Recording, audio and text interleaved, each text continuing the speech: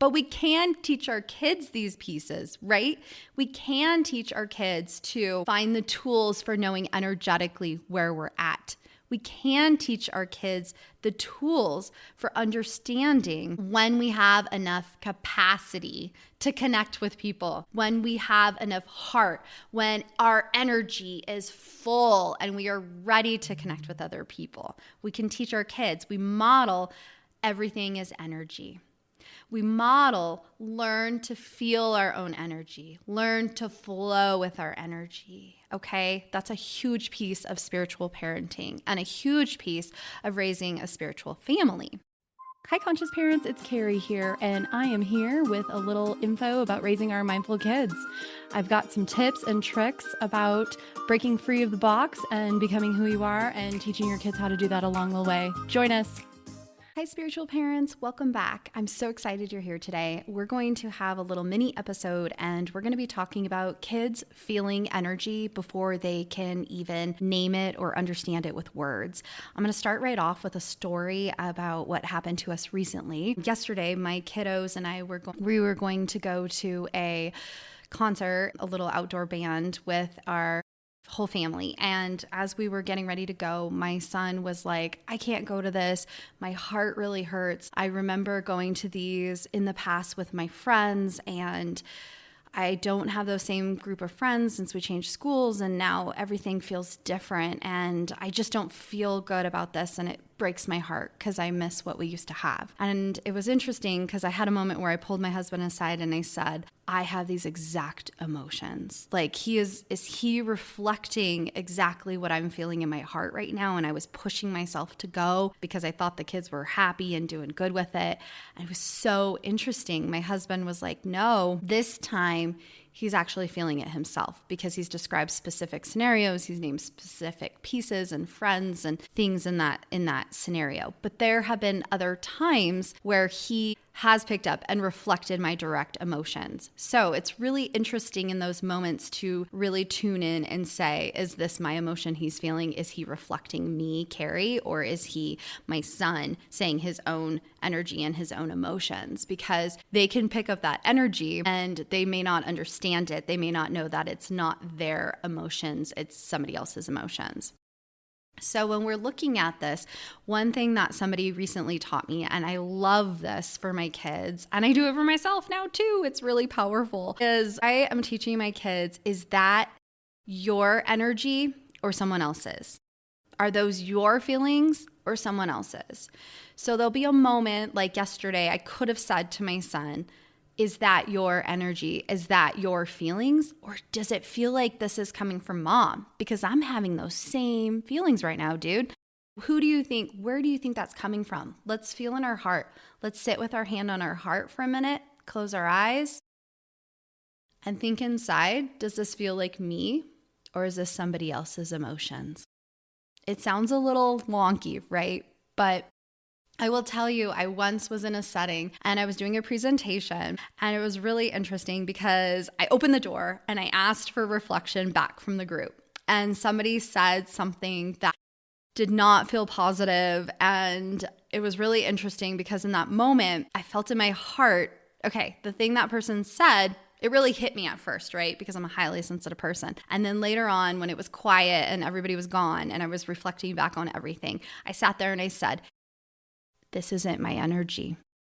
I feel it in my heart. This person that said this thing, it's something that they're feeling in their life and they brought in here.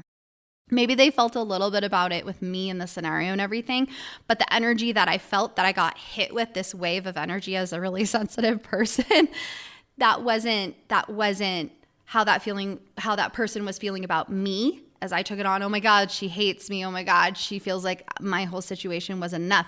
Really, it was that person was feeling like they were not enough in that moment. And I took that on as, I'm not enough. I suddenly picked up their exact emotions. I am not enough. And then I sent that person love, because anytime somebody's feeling like not enough, I want to send you all the love, because you are enough. You were born enough. And the universe isn't going to send you things that you can't handle. It's sending you what you can handle. So back to what we're talking about with kids feeling energy and not being able to express it in words. One thing I would love for you guys to think about is I have always been told by people, you're magical. People are drawn to you. And you guys, it's really nuts because I was telling my husband lately, I go to different things and all of a sudden I feel like people are popping out from the corners like, hey, Carrie, you're here. Oh, Carrie, I wanted to talk to you about this one thing. And there was a point in my life where I had a large group of friends and it all just imploded. And everything changed, and I changed to the spiritual person. I changed my conscious level. Everything changed in my life, and I changed my kids' schools. Everything went nuts in our lives. And I just kind of like took a break. I wasn't looking to gain friendships. I was just looking to heal myself, heal my kids, heal my partner. And we turned within for us. We turned into our family. We turned into our spirituality. We turned into our self-growth. And then all of a sudden I started to go back into the world and I opened my heart again. I'm ready to start talking to people. I'm ready to start meeting people. And it was nuts because as soon as I put that energy into the world, like, okay, maybe I'll start to talk to people. Maybe I'll start going for walks with other moms. Maybe I'll start to go to the spiritual group. Maybe I'll do these things. It just went bonkers. And they were like coming out of the woodwork, you guys, like peeking around the corners, like, hey, Carrie. I'm like, whoa, okay. So think about that energy, huh? If I had this closed off energy during my transitions and during all these spiritual awakening pieces that I was going through in my heart, where everything was cut and I was like, nope. I had this X across my heart. I don't have energy for anything else. I'm looking inward right now. And then all of a sudden everything healed and I started to blossom into myself again.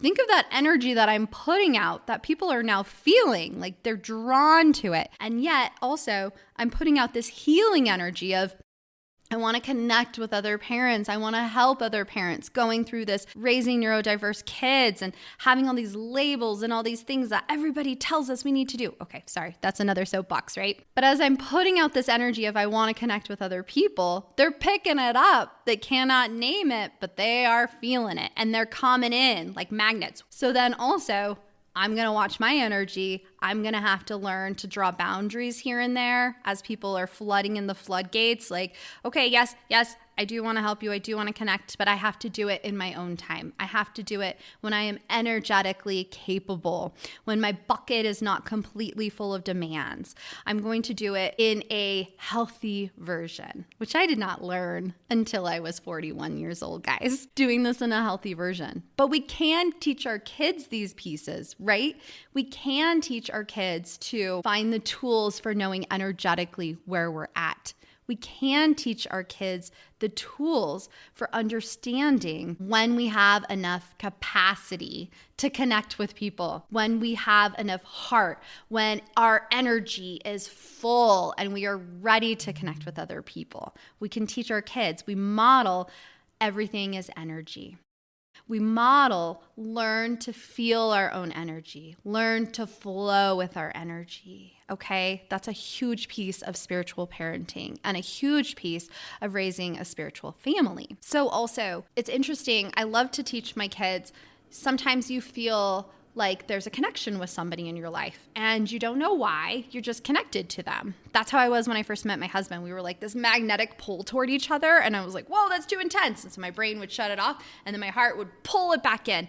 It's really crazy. So I love to teach my kids about feeling these things in our hearts. I feel like I'm going to have a friendship with this person and here's why.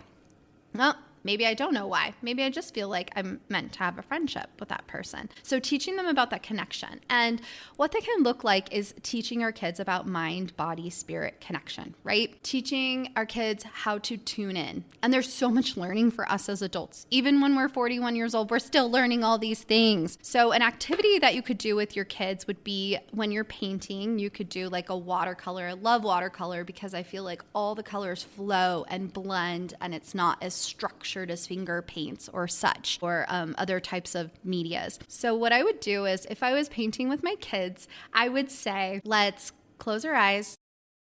You could even put your hand over the paints and say, what color does my hand feel drawn toward?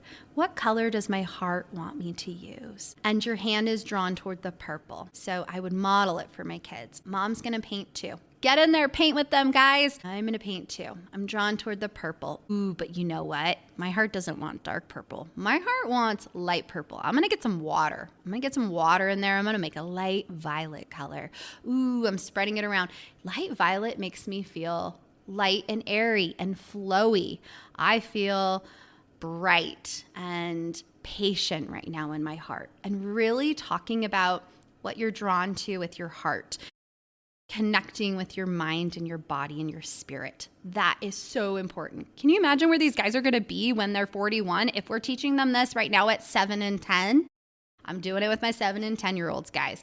And you can do it in any activity. If you're outside doing chalk, you can do it. If you're outside playing water balloons, you could do it. Which balloon color am I drawn to? Ooh, I want the big one because my heart is feeling full of water. You can model all of these pieces. So let's give our kids the tools to name it, right? To name that energy, to name that mind, body, spirit connection. As always, I love an affirmation and a prayer to help us through any challenges that we're going through, because maybe you're like overwhelmed in all of this. Carrie, this is a lot. I'm working on this, but geez Louise, you gave me 85 stories and a tool and I'm feeling overwhelmed. So let's end with a affirmation and prayer. So I'm going to put my hand over my heart and I'm going to say, thank you, universe, for helping me to connect to myself, to understand my energy levels, to understand my energy capacities. Thank you for helping me to connect with the universe so that I can understand my mind, body, spirit connection. Thank you for helping me to have the tools to feel energy, understand energy, and to name it.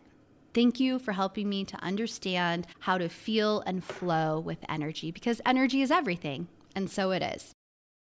As always, thanks so much for tuning in, and don't forget to check out our new Woo quiz. It's really fun. Thanks so much, happy listeners. Well, that's a wrap. Thanks so much for tuning in, Changemakers. This is Carrie, and if you haven't done a review for us, 5 stars and a few words about what you've enjoyed in our podcast episodes, we would really appreciate it.